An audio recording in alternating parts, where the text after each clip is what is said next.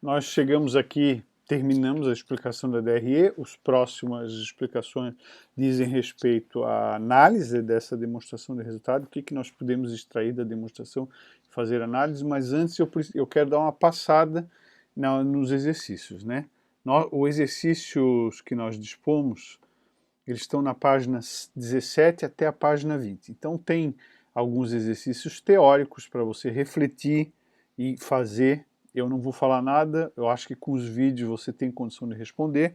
Se você permanecer com dúvida, você deve consultar o capítulo 6 do livro do José Carlos Marion, né? Aqui nós temos uma montagem de uma DRE, você deve fazer.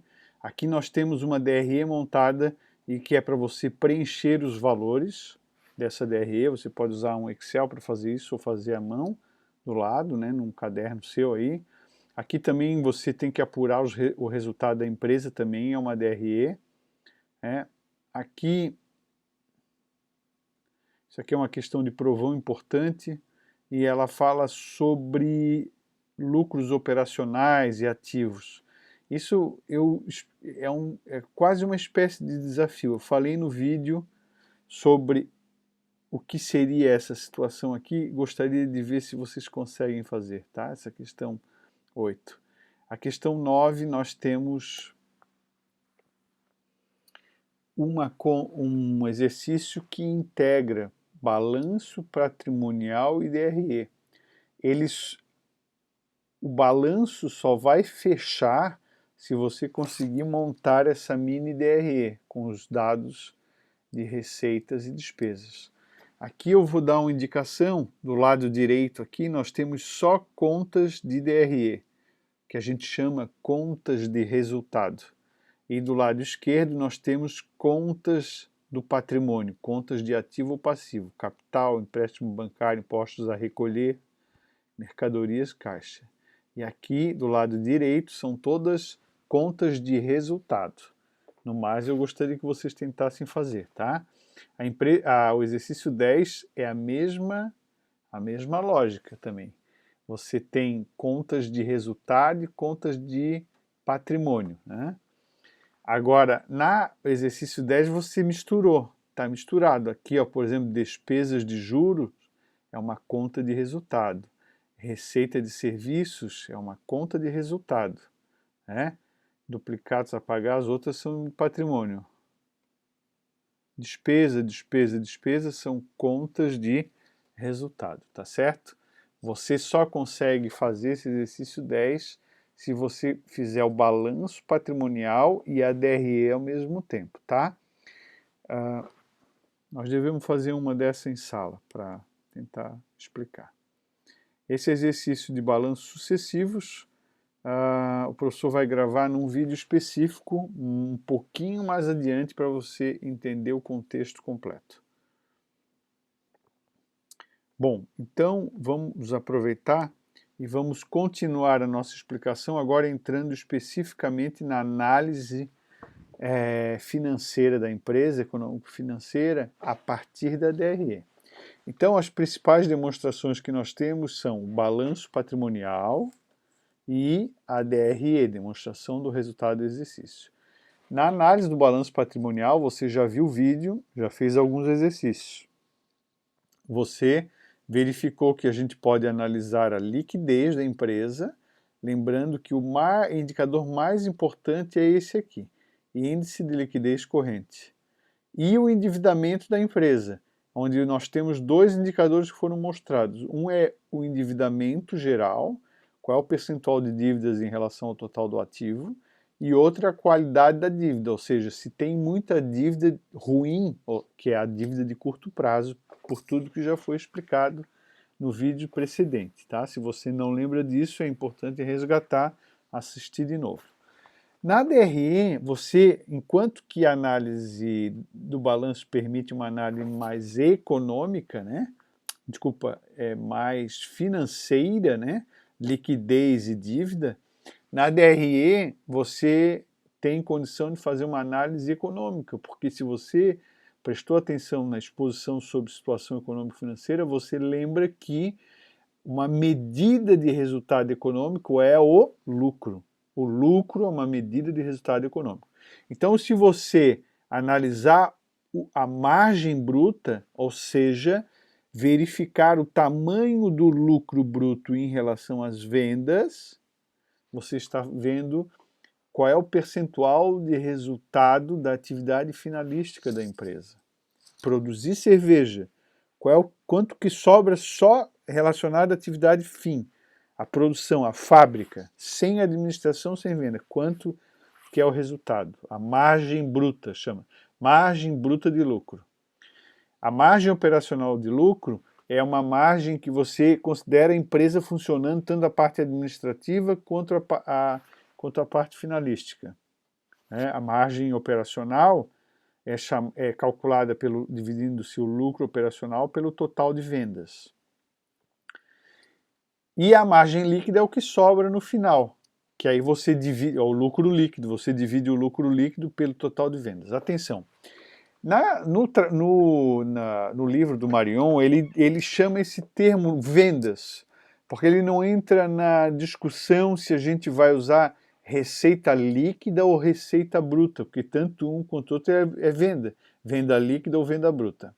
Aqui nós vamos adotar nessa fase, né, na contabilidade, a receita bruta de vendas, vendas brutas. Tem alguns motivos, apesar de a receita líquida ser a receita da empresa de verdade, alguns dos motivos para usar a receita bruta, um dos motivos é que a Receita Federal, quando ela faz o cálculo do lucro presumido, que é um parâmetro importante para você saber se a empresa está bem ou está ruim, ela faz assim, ó, o lucro esperado em relação à receita bruta de vendas. Por exemplo, o comércio e indústria em geral, o lucro presumido é de 8%. O lucro operacional, né? O LAIR é 8% do que vende. Vende 100, é a venda total, receita bruta. Vende 100, 8 é lucro. E sobre esse 8 aplica-se o 15% de imposto de renda sobre o lucro, tá certo? Então por isso que a gente vai considerar sempre as vendas ali como receita bruta de vendas, ok? Tá. Mas se alguém calcular ou enxergar em algum lugar, ou ler em algum lugar que está sendo utilizado como a base da divisão, a receita líquida de vendas, também está certo, não está errado, não existe uma norma em relação a isso. Tá? Mas o professor está orientando que nós vamos usar a receita bruta, tá bom?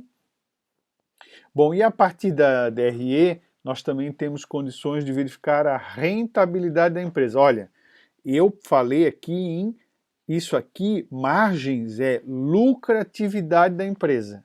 Né? Margem o que sobra. Eu vendo 100, fica 10 para mim. Margem líquida de 10%.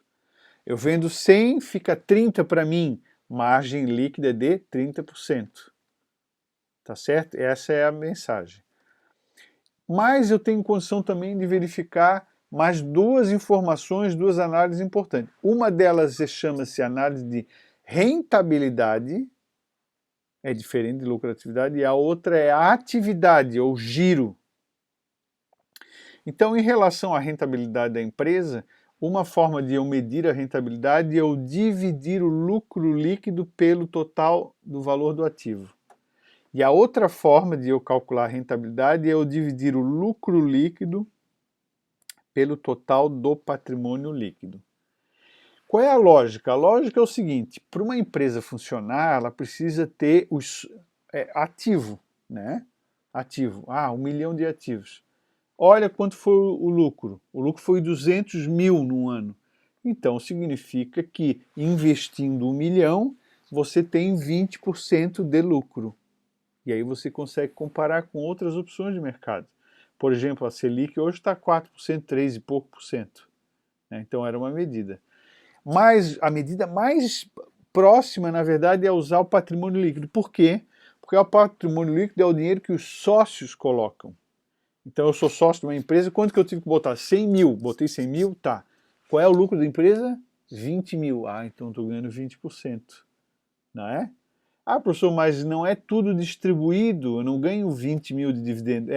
Uma parte é incorporada a patrimônio. Mas o patrimônio é meu, eu sou sócio, Então eu estou ganhando diretamente em fluxo caixa ou indiretamente com a valorização da empresa ao qual eu sou sócio.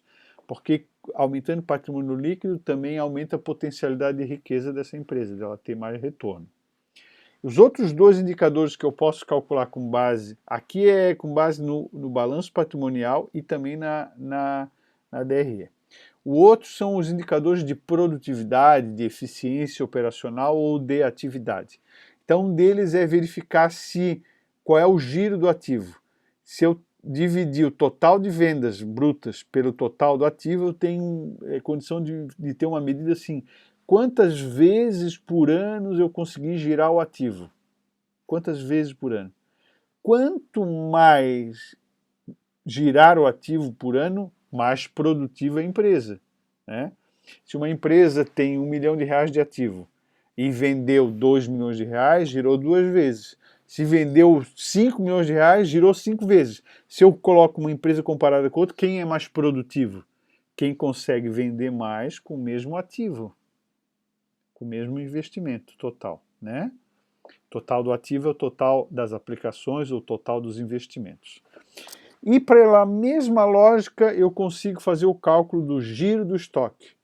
Então eu pego o estoque médio do balanço patrimonial, eu pego o custo da mercadoria vendida, ou o custo do produto vendido, ou o custo do serviço prestado, e divido pelo estoque médio de mercadorias. Aí eu tenho condição de saber quantas vezes por ano girou o estoque. E essa informação é importante, super importante, super importante. Vocês imaginem todo mundo que trabalha, isso aqui é muito útil para comércio, mais comércio. Todo mundo que trabalha no comércio precisa saber qual é o giro do seu estoque. Vamos raciocinar. Eu vendo roupas, qual seria o giro de estoque ideal para mim por ano? Pensa. 4 vezes por ano. Por quê? São 4 estações, eu tenho a moda inverno, moda verão, moda outono e primavera. Seria o ideal. E se eu sou administrador de uma padaria, qual seria o giro de estoque ideal? Eu produzo, vendo pão. Tem que ser super curto, não dá um pão de um dia para o outro, vai virar torrada, não é verdade? É claro que uma padaria não vende só pão, ela vende leite, vende um monte de outras coisas, na média vai dar um giro aí 3 dias, 4 dias, uma semana, é um giro bem, uma semana, ou seja, quantas semanas tem no ano? É aquela quantidade de dias, né?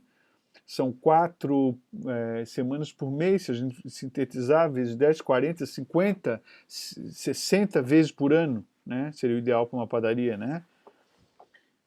E assim vai, pessoal, no supermercado. Então, o giro de estoque é muito importante para negócios comerciais. É claro que existe indústria, também o giro de estoque é importante, sobretudo indústria que tem muito dinheiro empatado em estoque, né? Cada indústria tem a sua realidade, né?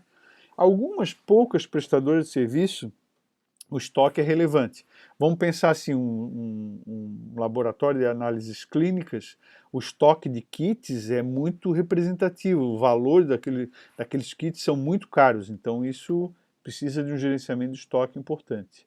Né? O outro exemplo seria, por exemplo, uma Casvig, que faz limpeza e que fornece, né, que boa, detergente e tal. Também é importante ter um bom gerenciamento de estoque, e por isso essa medida do giro de estoque é tão importante. No próximo e último vídeo eu vou mostrar um exemplo prático para vocês da aplicação do cálculo, da realização de cálculos de análise financeira e econômica com base em informações da DRE.